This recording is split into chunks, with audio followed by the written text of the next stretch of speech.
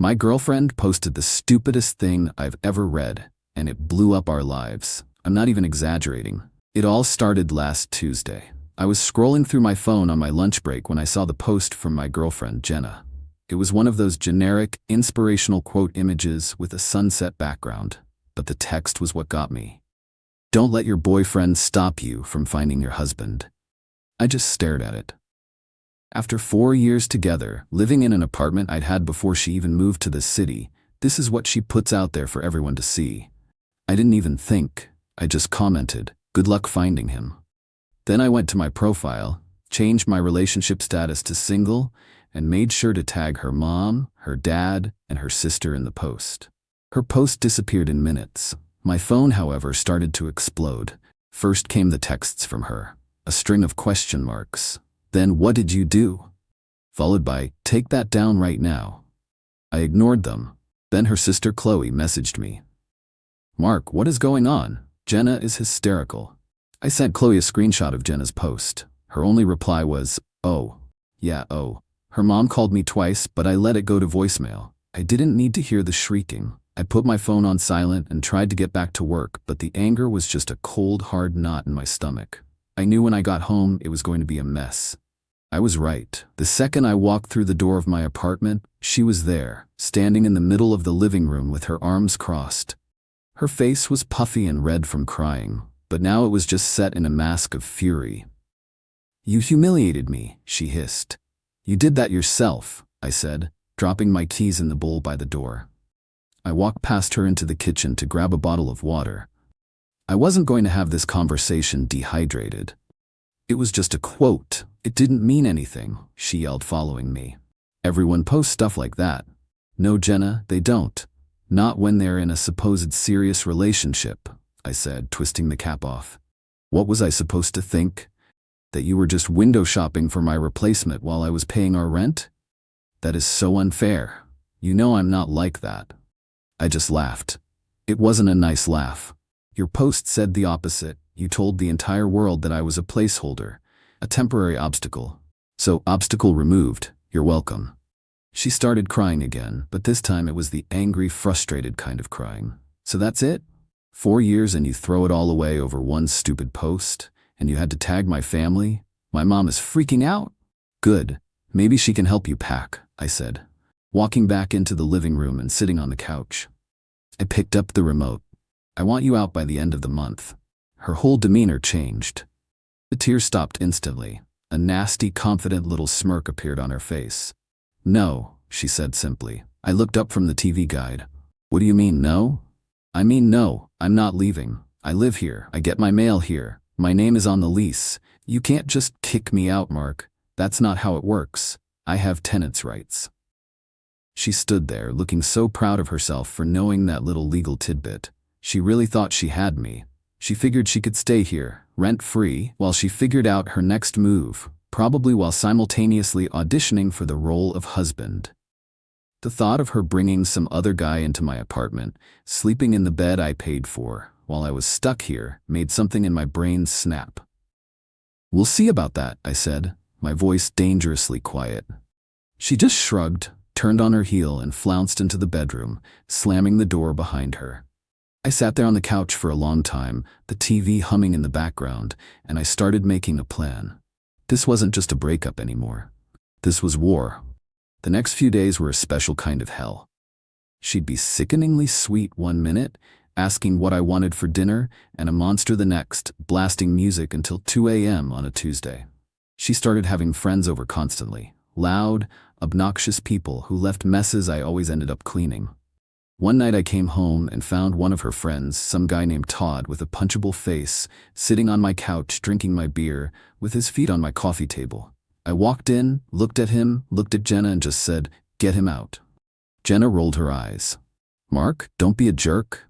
This is Todd. We're just hanging out. I don't care if he's the Pope. Get him out of my apartment, now." The ensuing fight was epic. It ended with her screaming that she could have whoever she wanted over because it was her apartment too. That was her big mistake. The next morning, I sent an email to my landlord, Mr. Henderson. He's an old grumpy guy who has owned the building for 40 years and hates drama more than he hates anything else. I wrote, subject, lease question, apt 4B. Hi Mr. Henderson, hope you're well. I have a quick question about our lease agreement. My co-tenant Jenna and I have recently ended our personal relationship. She has begun having guests over at all hours, creating significant noise disturbances and violating what I believe is the quiet enjoyment principle for myself and potentially other tenants. Could you please clarify the policy on overnight guests and excessive noise as stated in our signed lease? I've attached a copy for your convenience. I attached the PDF of our lease, which I had saved on my computer. I had already reread it 3 times. An hour later, I got a reply. Mr. Henderson was nothing if not efficient. His email was blunt. Mark, see Section 7, Clause C of your lease agreement. Guests of tenants are not permitted to stay for more than 3 consecutive nights in any 33-day period without prior written consent from landlord. Tenants are responsible for the conduct of their guests. Any activity that disrupts the peace and quiet enjoyment of other tenants, as determined by the landlord, is a direct violation of this lease. This is your only warning. Any further complaints from you or other tenants regarding noise or unauthorized long-term guests will result in a formal notice to cure or quit being issued to both leaseholders. This notice will give you 3 days to remedy the violation, i.e., the guest leaves permanently, or vacate the premises. Regards, D. Henderson Building Management. I saved that email as a PDF. That night, Jenna brought Todd over again. They were being loud in the living room, laughing obnoxiously at some terrible reality show. I walked out of my room, phone in hand. Jenna, he needs to leave, I said calmly. We've been over this. I'm not. I cut her off. He needs to leave now, or we both get evicted. I held up my phone, showing her the email from Mr. Henderson. I watched her face as she read it. The color drained away. Her smug confidence evaporated, replaced by a flicker of panic. You went to the landlord? She whispered, horrified. You said it was your apartment too, I replied, mimicking her tone from the other night. That means you're responsible for following the rules too. He leaves in the next 5 minutes, or I'm calling Mr. Henderson to report a lease violation. Your choice.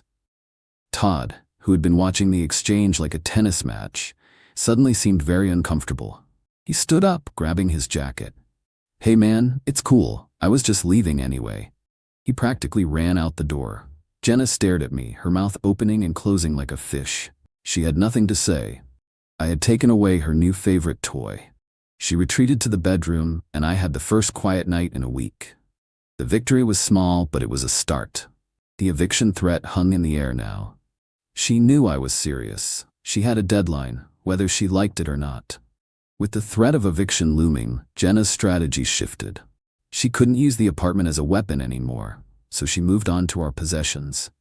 The next Saturday, while I was out getting groceries, she sent me a long, rambling text message. It was a list of everything in the apartment that she was claiming was hers. The list included the 65-inch OLED TV in the living room, the custom gaming PC on my desk, the surround sound system, and even the expensive espresso machine in the kitchen. She ended the text with, "These were gifts and things we bought together, so I'll be taking them when I move out. We can be adults about this and split things fairly." I read the text standing in the cereal aisle and almost laughed out loud. Fairly. Not a single item on her list had been purchased with her money. The TV was my bonus from work 2 years ago. The PC I had built myself, part by part, over 6 months. The espresso machine was a birthday gift to myself. She had contributed exactly $0 to any of it. This wasn't about fairness, it was about leverage. She was trying to hurt me financially on her way out the door. I didn't reply to the text. I finished my shopping, went home, and put everything away. She was in the bedroom, pointedly ignoring me. I went to my office and started digging through my digital files. It took me about an hour, but I found them all. The digital receipt from Best Buy for the TV, with my name and my credit card number on it, dated October 17th, 2023. The series of invoices from Newegg and Amazon for every single component in my PC, from the motherboard to the graphics card. The receipt from Williams-Sonoma for the espresso machine. I saved them all into a single folder on my desktop, naming it Evidence. Then I scrolled way back through my text history with her. I found a message from the day after I had the TV mounted on the wall. It was a picture of her smiling on the couch with the new TV in the background. Her text underneath it, sent at 8:14 p.m. on October 18, 2023, read, "Movie night is so much better on your insane new TV. Thanks for letting me use it." I took a screenshot of that conversation. It felt good, like stacking ammunition. My friend Dave called while I was organizing the files. "How's life in the war zone?" he asked. "About to get tactical," I replied. I explained her latest move, the list of demands. "No way," he said. "She's really trying to take your PC? Does she even know how to turn it on?" "Doesn't matter. It's about hurting me," I said. "But I have an idea. Are you busy tonight? And do you have some space in your garage?" An hour later, Dave pulled up in his truck. Jenna was out with friends, which I knew from her annoying habit of posting her every move on Instagram. We worked quickly. We carefully unmounted the TV and wrapped it in blankets.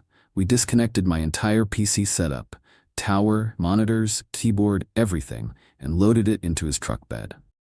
We took the surround sound speakers, the subwoofer, and the espresso machine.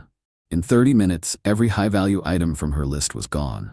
The living room looked barren and sad with a giant empty space on the wall. I went back inside, opened the folder named Evidence, and composed an email to Jenna. I attached every single receipt and the screenshot of her text. The subject was, "Regarding your list." The body of the email said, "Jenna, I received your text. It seems you're mistaken about the ownership of several items in the apartment. As you can see from the attached documents, all the items you listed were purchased solely by me. They were not gifts, nor were they purchased jointly. To prevent any further confusion during your move-out process, I have moved these items to a secure, off-site location for safekeeping. They will be returned to the apartment after you have fully vacated the premises and returned your key. Mark." I hit send. Then I texted her a single message: "Check your email." The response was almost instantaneous. My phone rang. It was her. I let it go to voicemail. It rang again. I declined the call. A flood of texts came through. They were a frantic, typo-filled mess of rage. "Where is my TV? You can't do that. I'm calling the cops." I replied once. "They're not your things, Jenna. The police will be very interested to see the receipts I have, the ones I just emailed you." The text stopped. The phone went silent. I knew she had no move left to make. I had the proof, and I had the possessions. She couldn't hold them hostage anymore. I sat down on the couch in my emptily lit living room, and for the first time in a week, I felt like I could breathe again. The silence was wonderful. Losing the battle for the apartment and the possessions sent Jenna into a full-blown meltdown. She had no leverage left, so she resorted to the only weapon she had left: her words. She decided that if she couldn't get my stuff, she would try to destroy my reputation. It started subtly. A few of our mutual friends started acting weird. Texts would go unanswered. I got uninvited from a weekly game night through a curt message from the host, saying, "Hey man, think it's best if you sit this one out for a bit? Things are just too awkward." I knew it was her. Dave confirmed it. He called me one afternoon, his voice low and angry. "Dude, you need to see this. Jenna started a group chat. She's in there with like 10 of our friends, plus her sister and a cousin. She's going nuclear." He added me to a separate chat and forwarded me the screenshots. My stomach turned as I read them. Jenna had posted carefully cropped snippets of our old text arguments. She had selected only my responses, stripped of all context. A message where I said, "I'm not discussing this anymore tonight," was presented as me being emotionally abusive and giving her the silent treatment. A text where I told her, "You can't just spend that much money without talking to me," which was about a ridiculously expensive and non-refundable vacation she tried to book on our joint credit card, was framed as me being financially controlling. She had written a long paragraph to accompany the screenshots. "I know you all love Mark, but you don't know what he was like behind closed doors. This is just a small sample of how he controlled everything and wore me down emotionally. I'm just lucky I got out when I did. I'm so sorry to do this, but I feel like you all deserve to know the truth about who he really is." It was a masterpiece of manipulation. She was playing the victim perfectly, and from the replies in the chat, some people were buying it. There were messages of support, people saying, "I'm so sorry, Jenna. and we had no idea. I felt sick. These were people I had known for years, people I had considered friends, and they were turning on me based on a handful of cropped out-of-context messages. The old me would have been devastated, but the new me, the one forged in the fire of the last few weeks, just got cold. I didn't respond in the group chat. That's what she wanted, a messy public fight where I would look defensive and angry, proving her point. I wasn't going to give her the satisfaction. Instead, I thought about the one person in her family who always seemed to have a level head, her dad, Alan. We weren't close, but we'd always gotten along. He was a quiet, serious man who valued honesty and hated drama. He was the complete opposite of Jenna's mother, who enabled her every whim. I spent the rest of the afternoon gathering my own evidence. I went through years of text messages. I found the full, unedited conversations from every single screenshot she had posted. I put them side by side with her cropped versions, highlighting the parts she had conveniently deleted. The financial control argument? The full text showed her apology right after. "You're right. I should have asked first. That was stupid of me." The silent treatment? The preceding texts showed her screaming at me via text for 3 solid hours because I had to work late and couldn't make dinner with her friends. My text was sent at 1 a.m. when I just couldn't fight anymore. I also had a secret weapon. A few nights ago, during one of her tirades about the TV, I had quietly started a voice recording on my phone, which I left on the kitchen counter. One-party consent for recording is legal in our state, and I had a feeling it might come in handy. In the recording, she wasn't a victim. She was screaming, calling me names, and threatening to destroy me for embarrassing her. The contrast between the fragile victim in the group chat and the screeching woman on that audio file was jarring. I compiled everything into a neat email, all the side-by-side screenshot comparisons. I attached the audio file, naming it Jenna Verbal Abuse Sample.mp3. Then I began to write. The email was addressed to her father, Alan. Subject: a difficult situation regarding Jenna. Dear Alan, I am writing to you under extremely difficult circumstances, and I sincerely apologize for involving you. I always respected you a great deal during my time with Jenna. Jenna has recently created a group chat with our mutual friends and has been sharing manipulated and out-of-context text messages to paint a picture of me as being controlling and emotionally abusive. These are serious and false accusations that could damage my personal and professional reputation. I would not be contacting you if this were just a simple breakup drama, but her actions have escalated to outright defamation. I have attached a document containing her cropped screenshots alongside the full, unedited conversations for your review. You will see that she has deliberately removed all context to misrepresent reality. I have also attached a short audio file from a recent conversation in our apartment. I warn you, it is unpleasant, but it is an accurate representation of the behavior I have been dealing with. It is not the behavior of a victim. I am not asking you to take sides. I am only asking you to see the truth. I hope you can talk to your daughter and convince her to stop this harmful campaign of lies before she does irreparable damage to herself and others. Sincerely, Mark. I read the email over one last time. It was professional, respectful, and damning. I hit send at 6:05 p.m. I didn't hear anything for 2 hours. Then my phone buzzed.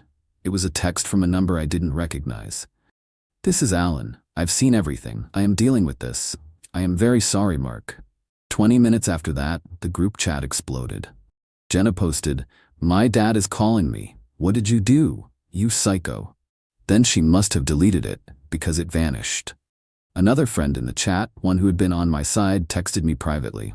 "Dude, Jenna just left the group. Her sister Chloe just posted, 'Everyone please just drop this. It's over.' I never found out what Alan said to her. I don't need to." The smear campaign stopped dead in its tracks. The next day, 2 of the friends who had iced me out sent me awkward apology texts. I accepted, but I knew things would never be the same.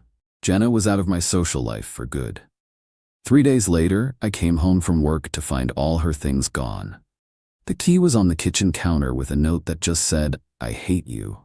It was the most beautiful thing I had ever read. Life returned to normal, or a new version of it. I got my TV and PC back from Dave's place, set up my living room the way I always wanted it, and enjoyed the peace and quiet. Months went by. I dated a little, focused on work, and reconnected with the friends who had stuck by me. I barely thought about Jenna, except for the occasional pang of disgust when I remembered how she'd acted. Then, about 6 months after the breakup, the drama found its way back to me. Dave sent me a screenshot from Instagram. It was a post from Jenna. She was flashing a ridiculously large, gaudy engagement ring. She was posed with some guy I vaguely recognized. It was Todd, the guy I'd kicked out of my apartment all those months ago. The caption was pure, uncut Jenna. I said yes. Sometimes you have to leave the boy behind to find the husband of your dreams. Can't wait to start my forever with my king. I rolled my eyes so hard I almost strained something. It was pathetic, but it was also a relief. She was someone else's problem now. The post was followed by a flood of stories about their wedding plans. They were moving fast. She announced they were having a massive engagement party at the Grove, a fancy, upscale restaurant and event space downtown. She made sure to tag the venue in every post, showing off the menu selections, the floral arrangements, the custom cocktail list. It was a full-scale social media production designed to show everyone how much she had won the breakup. Something about it bugged me. The whole thing felt desperate and rushed. I knew for a fact that Todd worked a dead-end sales job and had 2 roommates. There was no way he could afford a party at the Grove, let alone the ring on her finger. And I knew Jenna's finances were a disaster. She lived paycheck to paycheck and had a mountain of credit card debt. So who was paying for all this? Out of curiosity, I did a little digging. The Grove had a public-facing events team, and I had actually worked with one of their managers, a woman named Maria, to plan a corporate holiday party a couple of years back. I still had her email. I also browsed the Grove's website and found their private events policy packet available for download. I scanned the PDF and one section jumped out at me. It was their payment policy, and it was ironclad. Section 4, Payment Schedule. A non-refundable deposit of 50% of the estimated total is required to secure a date.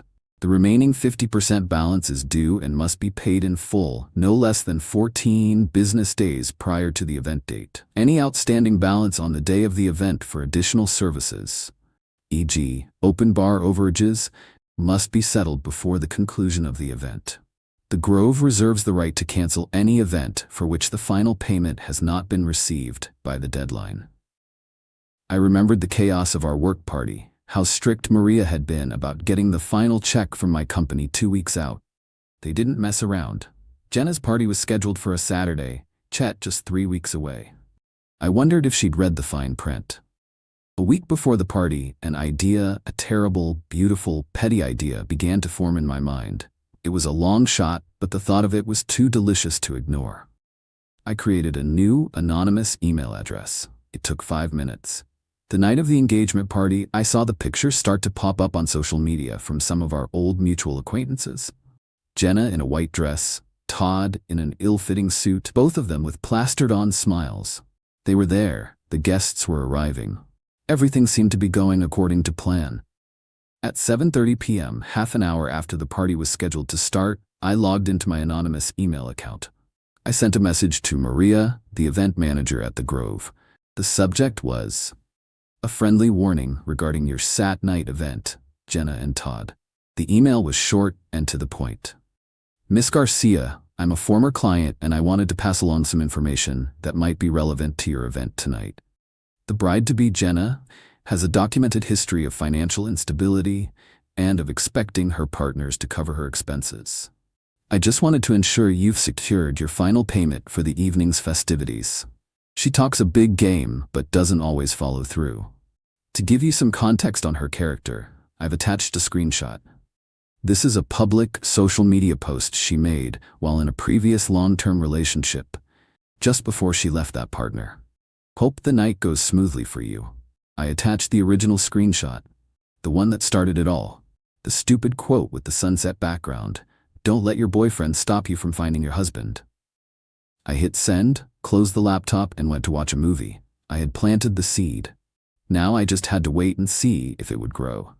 I didn't have to wait long. About an hour and a half later, my phone started buzzing. It was Dave. I answered. "You are not going to believe what I just heard," he said, and he was laughing so hard he could barely speak. One of his coworkers was at the party as a +1 and had been feeding him live updates. According to Dave, Maria, the manager, got my email. Spooked, she had discreetly pulled Todd aside and asked to confirm the final payment had been made. Todd, looking confused, said he thought Jenna's father was covering the whole thing as a gift. So, Maria went to find Jenna. She pulled Jenna aside, and in the middle of her own party asked for the outstanding balance of over $5,000. Jenna, cornered, admitted that she thought Todd had paid it. The whole thing unraveled right there on the floor of the fancy restaurant. Todd and Jenna started arguing in hushed, angry whispers. Then Todd went to find Jenna's dad, Alan, who confirmed he had only given them a check for a couple $1,000s as a gift toward the party. Not to pay for the entire thing. He had assumed, correctly, that two engaged adults would be able to cover their own party costs. The argument escalated. Todd, realizing he had been played by Jenna, who clearly expected him to magically produce the money, lost it. Voices were raised. Guests started to stare. The manager, seeing a disaster unfolding and a bill going unpaid, put her foot down. Pay now, or the party was over. The bar was closed, and the kitchen was told to stop sending out food. The public humiliation was too much. Todd and Jenna had a final, explosive argument near the coat check. He allegedly called her a lying, manipulative gold digger, threw the ring box at her, not the ring itself, just the box, and stormed out of the restaurant, leaving her there in her white dress with her family and all their friends watching. The party was officially dead. The guests awkwardly shuffled out into the night. Dave was still cackling on the other end of the line. He literally walked out on her at their engagement party. "You can't write this stuff." After we hung up, I sat in the quiet of my apartment, the glow of the TV screen washing over the room. My phone buzzed one last time. It was a text from Dave. "Heard the party was a train wreck. Fiancé walked out." I smiled, a real, genuine smile. I typed out my reply. "Looks like she's still looking for her husband."